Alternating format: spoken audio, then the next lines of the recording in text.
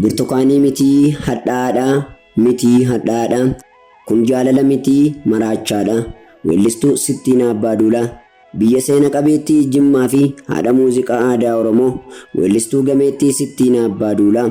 Sirba aadaa Oromoo kan naannoo Jimmaa yeroo jalqabaatiif muuziqaa ammayyaatiin kan waraabame Bitootessa 20 1957 muuziqeessitoota Hangarii Joorji Maartii fi Biliintii Saarosiin Jimmaa irratti yoo ta'u gara daqiiqaa 40 kan ta'u sirboota adda addaa shubbisaa fi geerarsa yoo ta'u sirboonni kun waggoota 50 oliif hanga yoonaatti hin yaadatamne.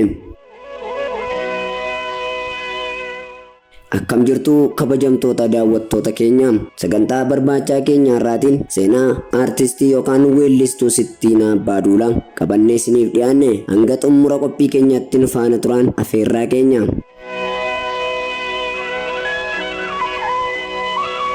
Sirbii aadaa Oromoo naannawaa Jimmaa yeroo jalqabaatiif kan beekame bara 1969 hawwisoo ganda Jimmaatti hundeeffamu hordofee yoo ta'u aartistoota jalqaba gara hawwisoo ganda kanaa keessatti beekaman keessaa weellistuu beekamtuu Sittiinaa Abbaaduulaa ishee tokkodha. Weellistuu Sittiinaa Abbaaduulaa godina Jimmaa aanaa Limmuu Koosaa magaalaa Limmuu Gannatitti kan dhalatte yoo taatu bakki guddina ishee immoo magaalaa Jimmaa ganda Mintiinaatti.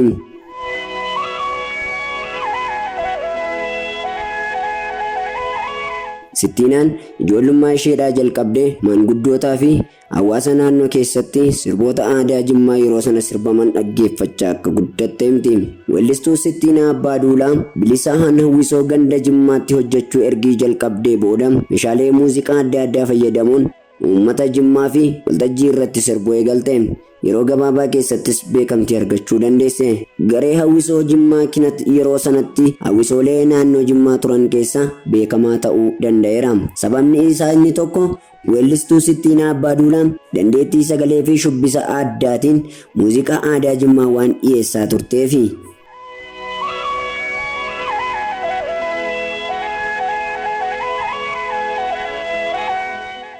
Jalqaba bara 1970moota keessa yeroo muuziqaan aadaa Jimmaa haagara sab jalqabu maqaan weellistuu Sittiinaa waliin ka'aa ture. Baruma kana keessa sirbii የኢኮኖሚ ዋልታ ቡና jedhu kan barsiisaa Taarrakeenyi Wandimmuutiin barraa'e ijoollee ol guddatoo ganda duwwaa afurii kittootiin sirbame yaadannoo barabaraa ta'ee jira.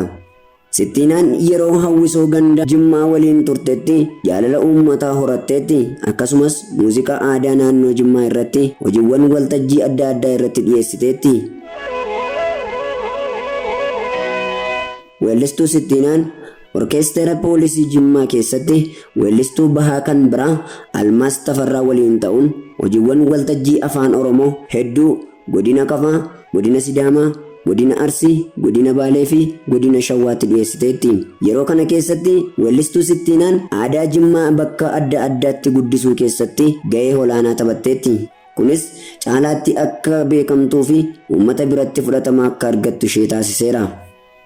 Bara 1983 mootummaan Dargii erga kufee booddee gareewwan muuziqaa yookaan orkeesteraan irra caalaan isaanii waan diigamaniif weellistuu Sittiinaa Abbaaduulaa gara Finfinnee deemte baandii muuziqaa afaan Oromoo yeroo sana hundeeffame keessaa tokko kan ta'e baandii Gadaatti makamte.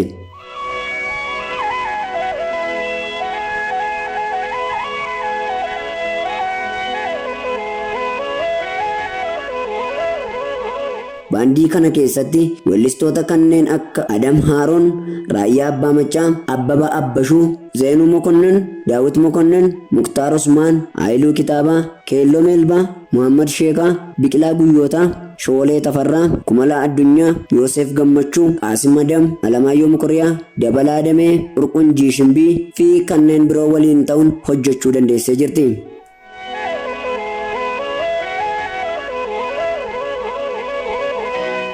Gadaa bilisummaa weellistoota gameeyyii Ilfinash Qannoo, Fitaabeer Guddinaa, Umar Sulemaan, Eebbisaa Addunyaa, Usmaayyoo Musaa fi kanneen biroo waliin kan hojjette yoo ta'u isheen kan beekamtu sirba aadaa Jimmaa sirbuun waan ta'eef magaalota godina Oromiyaa garaa garaa keessa naanna'uun sirboota ishee uummataaf dhiyeessaa turteetti. Artistoota Oromoo 32 maqaa baandii adda addaatiin socho'aa turan keessaa fedhii uummataa guutuu fi gammachiisuuf jecha agayya 1991 baandii haaraa Maccaa fi Tuulamaa jedhamu hundeessan keessa Sittiinaan ishee tokko turte.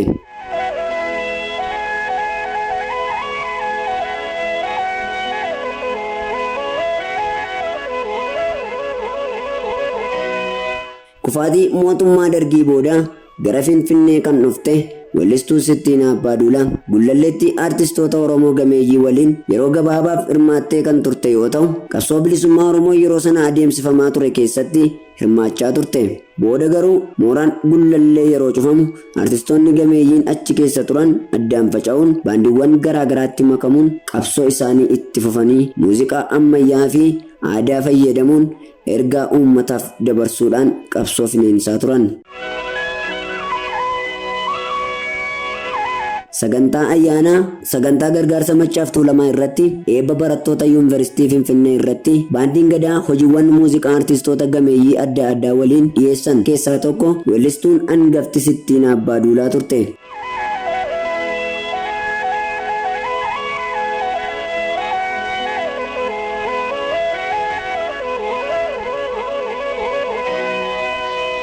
Weellistuu Sittiinaa Abbaaduulaa muuziqaa garee Jimmaa Kinatiif Orkeestiraa Poolisii Jimmaa irraa kaasee hanga baandii gadaa, baandii bilisummaa, baandii Maccaaf Tuulamaatti sirba aadaa Jimmaa dhuunfaa fi aartistoota biroo waliin ta'uun hedduu dhiyeessaa turte. Ga'umsa yeroolee baandii gadaa, baandii bilisummaa, baandii Maccaa fi Tuulamaa waliin hojjettetti sirboota uummata waliin ishee wal barsiisuu kaasetta tokko hojjettee turte.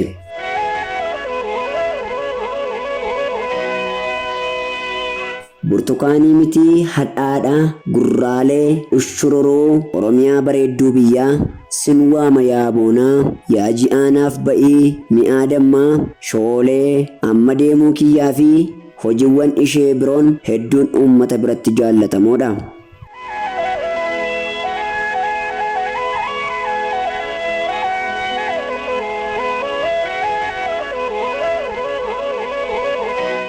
Gama biraatiin sirba ishii beekamaa ushururuu kan qindeesse barreessaa walaloo fi qindeessaa muuziqaa hangafa kan ta'e Abdii Muhammad yookaan Abdii Qopheeti. Weellistuu Sittiinaa Abbaaduulaa bara 1995 erga baandiin gadaa diigamee booda sirba dhiistee gara magaalaa Dirree Dawwaa deemuun achi jiraachuuf dirqamte.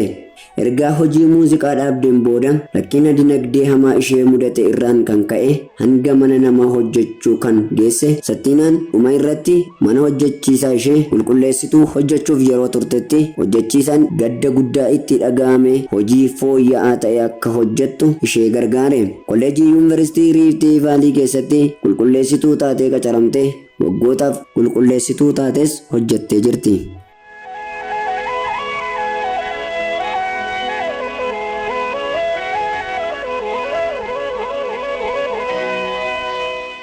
Sittiinaan yeroo ammaa hojii fi galii kan hin qabne yoo ta'u, deeggarsa hiriyootaa fi firoottaa ishee barbaachisa. Kanaaf warri seenaa keessatti uummataa fi biyyaaf wareegama guddaa kaffalan osoo lubbuun jiranii deeggaruu haa godhannuun dhaamsa keenya. Weellistuu gameettii Sittiinaa Abbaaduulaa Abbaa Boson.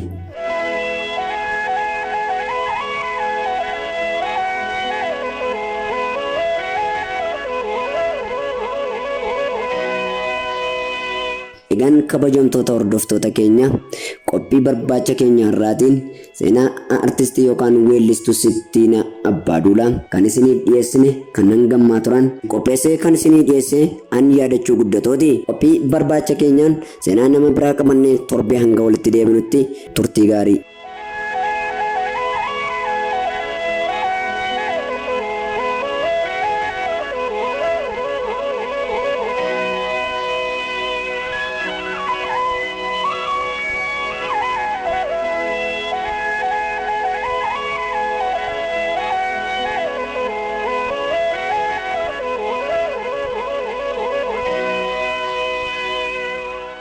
Burtukaanii mitii hadhaadhaa mitii hadhaadhaa kun jaalala mitii maraachaadha. Weellistuu Sittiinaa Abbaaduulaa biyya seena qabeettii Jimmaa fi haadha muuziqaa aadaa Oromoo weellistuu gameettii Sittiinaa Abbaaduulaa. Sirba aadaa Oromoo kan naannoo Jimmaa yeroo jalqabaatiif muuziqaa ammayyaatiin kan waraabame Bitootessa 20 1957 muuziqeessitoota Hangarii Joorji Maartii fi Biliintii Saarosiin Jimmaa irratti yoo ta'u gara daqiiqaa 40 kan ta'u sirboota adda addaa shubbisaa fi geerarsa yoo ta'u sirboonni kun waggoota 50 oliif hanga yoonaatti hin yaadatamne. Akkam jirtu kabajamtoota daawwattoota keenya sagantaa barbaachaa keenya irraatiin seenaa aartistii yookaan weellistuu Sittiinaa Abbaaduulaa qabannee isiniif dhiyaanne hanga xumura qophii keenyaatti nu faana turan afeerraa keenya.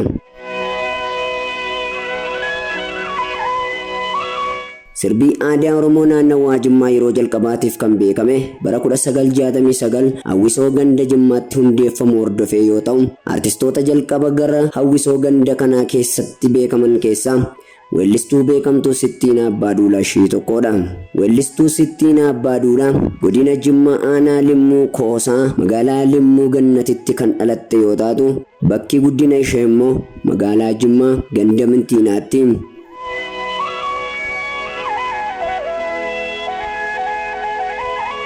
Sittiinaan ijoollummaa isheedhaa jalqabdee maanguddootaa fi hawaasa naannoo keessatti sirboota aadaa Jimmaa yeroo sana sirbaman dhaggeeffachaa akka guddatte himti.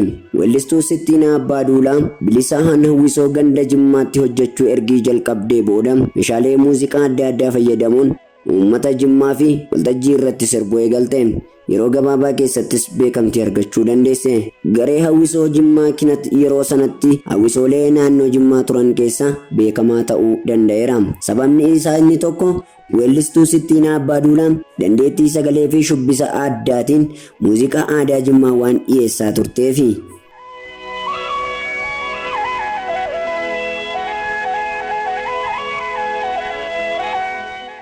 Jalqaba bara 1970 keessa yeroo muuziqaan aadaa Jimmaa haagara sab jalqabu maqaan weellistuu Sittiinaa waliin ka'aa ture. Baruma kana keessa sirbi የኢኮኖሚ ዋልታ ቡና jedhu kan barsiisaa Taarrakeenyi Wandimmuutiin barraa'e ijoollee ol guddatoo ganda duwwaa afurii kittootiin sirbame yaadannoo barabaraa ta'ee jira.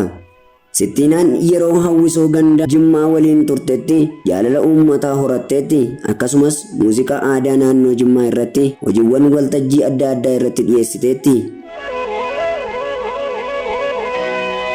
Weellistuu Sittiinaan orkeestara poolisii Jimmaa keessatti weellistuu bahaa kan biraa Almaas Tafarraa waliin ta'uun hojiiwwan waltajjii afaan Oromoo hedduu godina Kafaa, godina Sidaamaa, godina Arsii, godina Baalee fi godina Shawwaatti dhiyeessiteetti. Yeroo kana keessatti weellistuu Sittiinaan aadaa Jimmaa bakka adda addaatti guddisuu keessatti gahee olaanaa taphatteetti. Kunis caalaatti akka beekamtuu fi uummata biratti fudhatama akka argattu ishee taasiseera. Bara 1983 mootummaan Dargii erga kufee booddee gareewwan muuziqaa yookaan orkeesteraan irra caalaan isaanii waan diigamaniif weellistuu Sittiinaa Abbaaduulaa gara Finfinnee deemte baandii muuziqaa afaan Oromoo yeroo sana hundeeffame keessaa tokko kan ta'e baandii Gadaatti makamte.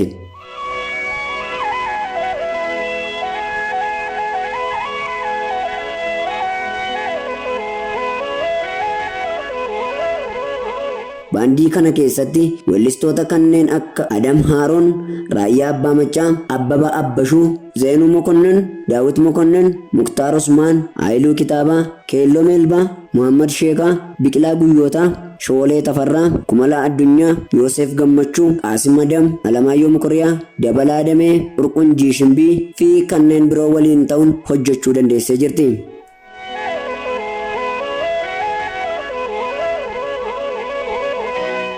Gadaa bilisummaa weellistoota gameeyyii Ilfinash Qannoo, Fitaabeer Guddinaa, Umar Sulemaan, Eebbisaa Addunyaa, Usmaayyoo Musaa fi kanneen biroo waliin kan hojjette yoo ta'u isheen kan beekamtu sirba aadaa Jimmaa sirbuun waan ta'eef magaalota godina Oromiyaa garaa garaa keessa naanna'uun sirboota ishee uummataaf dhiyeessaa turteetti. Artistoota Oromoo 32 maqaa baandii adda addaatiin socho'aa turan keessaa fedhii uummataa guutuu fi gammachiisuuf jecha Agayya 1991 baandii Haaraa Maccaa fi Tuulamaa jedhamu hundeessan keessa Sittiinaan ishee tokko turte.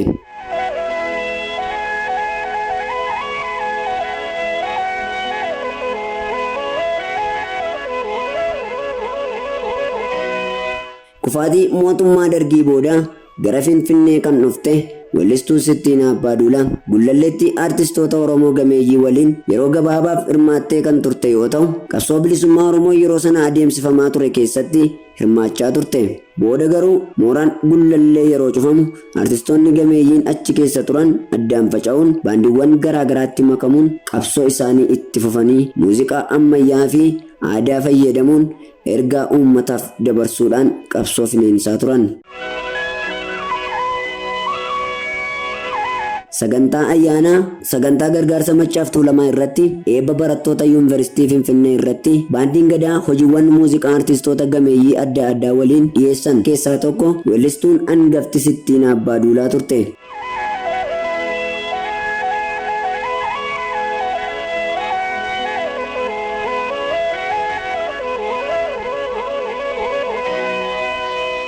Weellistuu Sittiinaa Abbaaduulaa muuziqaa garee Jimmaa Kinatiif Orkeestiraa Poolisii Jimmaa irraa kaasee hanga baandii Gadaa, baandii Bilisummaa, baandii Machaaf Tuulamaatti sirba aadaa Jimmaa dhuunfaa fi aartistoota biroo waliin ta'uun hedduu dhiyeessaa turte.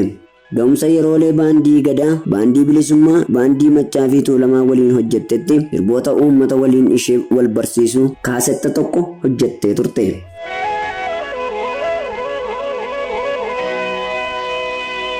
Burtukaanii miti hadhaadhaa gurraalee ushururuu Oromiyaa bareedduu biyyaa sin waama yaa boonaa yaa ji'aanaaf ba'ii mi'aa dammaa shoolee amma deemuu kiyyaa fi hojiiwwan ishee biroon hedduun uummata biratti jaallatamoodha.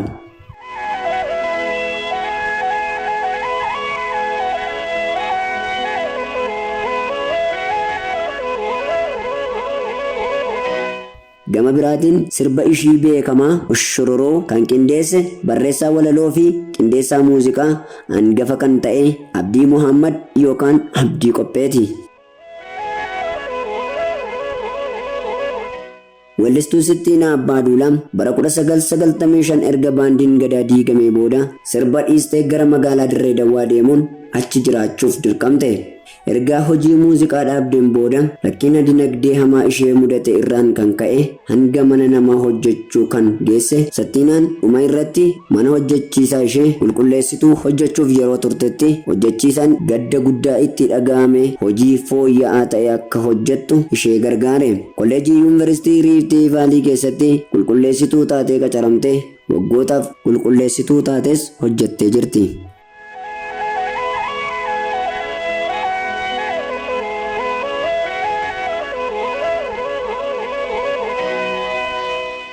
Sittiinaan yeroo ammaa hojii fi galii kan hin qabne yoo ta'u, deeggarsa hiriyootaa fi firoottaa ishee barbaachisa.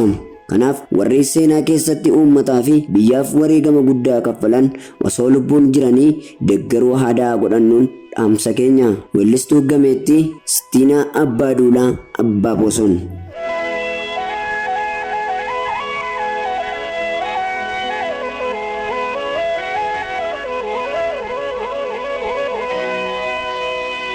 Egaan kabajamtoota hordoftoota keenya qophii barbaacha keenya irraatiin seenaa artistii yookaan weellistuu Sittiinaa Abbaaduulaa kan isiniif dhiyeessine kan hangammaa turan qopheessee kan isiniif dhiyeesse an yaadachuu guddatooti. Qophii barbaacha keenyaan seenaa nama biraa qabannee torbee hanga walitti deebinutti turtii gaarii.